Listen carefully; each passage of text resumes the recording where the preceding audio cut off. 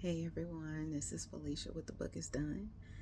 I feel like I'm on a roll. I just finished this lovely book, The Boyfriend by Freida McFadden. Yes, it took me a minute. I had to get my mind.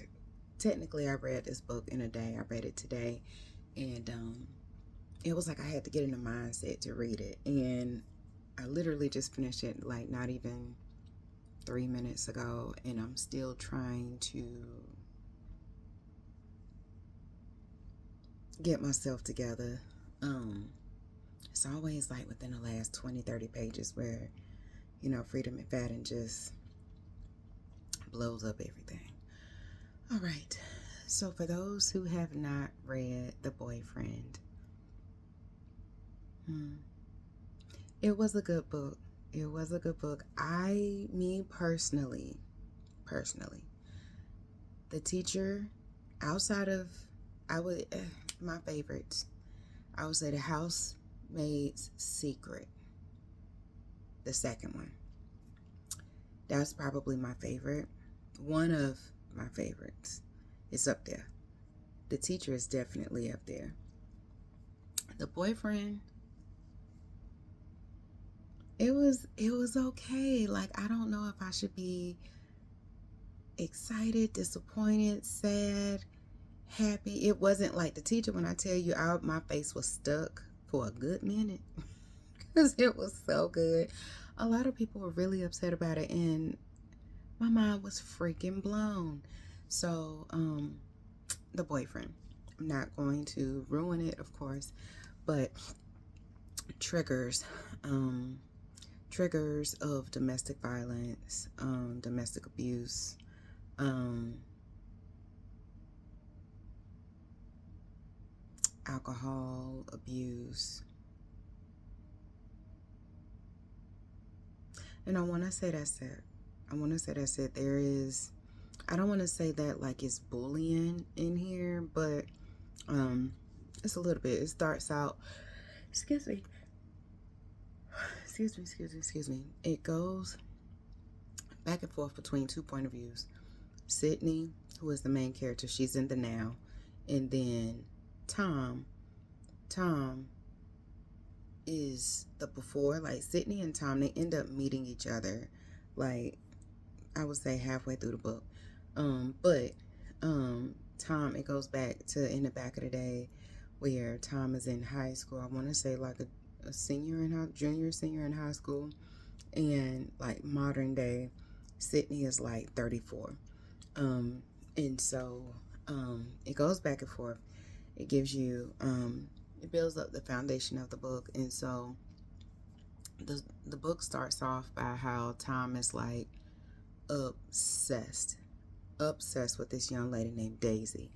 And, he starts out by saying, like, the first chapter, um, I hope that Daisy likes me. I love her.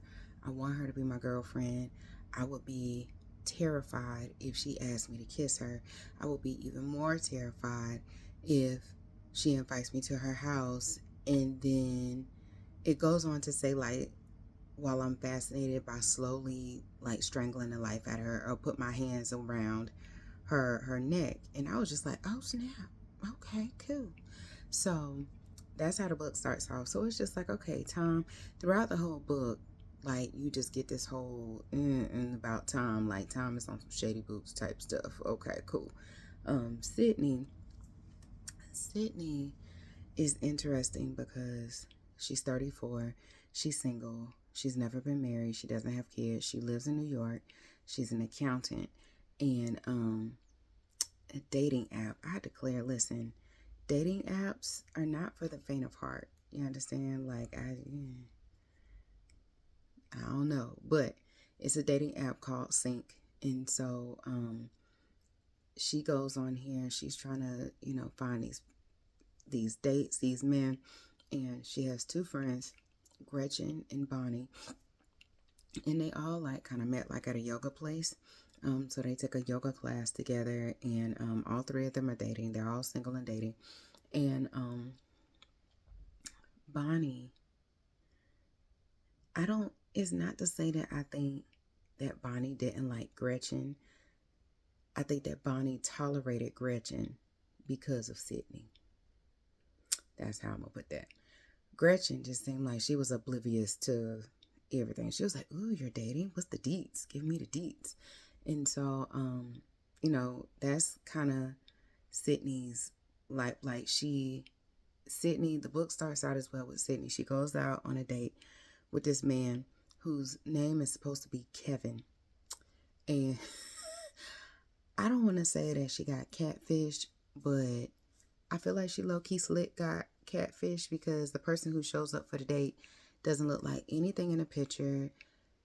20 years older, looks greasy, looks gross. He's just throwing insults at her while they're at the diner, and like he takes her drink, sips her drink, and it just wasn't good. And so, and I will say another trigger would be like assault, like physical assault. And so, they're ending the date. Sydney is trying to end the date. Like, she's just like, I just want to be left alone. Not to say that you're a creep, but you're kind of creeping me out. So he's just like, oh, just give me a chance. And then like he starts to get forceful with her, where it was like she was walking down the street. He was like, just please let me walk you home. She was like, I'll be fine. Like, she's doing everything to get out of this date. So it's like all of a sudden he blocks her and is like preventing her from leaving. And this mystery man comes and is like, dude, the woman said no, like, back up, give us some space. And so, long story short, mystery man saves Sydney. Sydney goes home. She can't stop thinking about mystery man. Cool. So, walks away and goes back to Tom. So Tom is, I guess, like as he described it, how he was in high school, kind of like a dork, but he was a handsome dork, as they call it. Ain't nothing wrong with a dork. I'm a dork. But he liked math and he was a math tutor. And I mean, he was a pretty cool guy. Like he went through the growth spurt, and everybody was like, oh, he's all right. He's kind of cool. His best friend, nicknamed Slug. First of all, I don't do snails. I don't do slugs. I don't do none of that. Like, so the fact that they called him Slug, I was just like, that's so gross. But it's the reason why he has that name. Just take a guess. And so, he's best friends with Tom. And so Daisy's best friend, Allison, cannot stand Tom. She can't stand him whatsoever. Daisy is just like, I love you for who you are. Like, don't worry about Allison, whatever. So the book goes on. Continue on in high school. Tom's dad is abusive to his mom. Like, they're married, but dad is an alcoholic. He's hitting his mom. Mom is like, Tom, just go upstairs. Don't worry about it. It was an unfortunate situation where it was like he gets home drunk and he's just drinking more, and he's just very heavy at the hand. So Tom was like, one day you're not gonna be talking to my mom like that. Like, we're not doing that. So it continues on, and it was in high school. There was several missing persons cases of young girls, and they all were found dead, and then they all were found like tormented, like mutilated. And so it was just like, okay, kind of low-key slick, got a serial killer going on here. And then modern day Sydney, it was a day. Now it's like, now that I think about it, it's like different things are starting to click. So Bonnie, and this is still like towards the beginning of the book, Bonnie and forgot her name. Bonnie and Sydney live in the same building. Gretchen is dating I want to say the superintendent, whatever you call supers in New York. Like, I want to say like the oh gosh, I forgot, the landlord, I guess you can say, but not really a landlord, but like the maintenance man, kind of both in all things. Gretchen is dating him. His name is Randy. So Bonnie, I'm not gonna go there. Bonnie said that Randy gives her the creeps, and so yeah, he's kind of like the maintenance man. And so like she asked him to fix her toilet, so he was like, yeah, I'll be there, no problem. Then she turns and asks Gretchen. She was like, I need you to be here in the morning so that you can be here with me. When he comes, he gives me the creeps. And Sydney is like, girl, don't be crazy. Like, it's fine. I'll be here with you in the morning. Next morning they go, Sydney knocks on the door. Bonnie doesn't answer, and she's just like, that's weird. Like, what's going on? And so Randy is like, well, I'm here, so she need to unlock the door so I can fix her toilet. Go in there, Bonnie did. So I keep wanting to call Sydney Gretchen. So Sydney is all distraught, woo, woo, woo. And so some way, somehow, okay, I was going to say, how did Sydney meet Tom? So modern day, Sydney meets Tom unknowingly. She's at a date with this gentleman. I think this is like their second date. Everything's going great. And then she starts to have a nosebleed. She doesn't even realize it because she notices her date just kind of pales. Like they were planning, for their third date. And he starts to pale.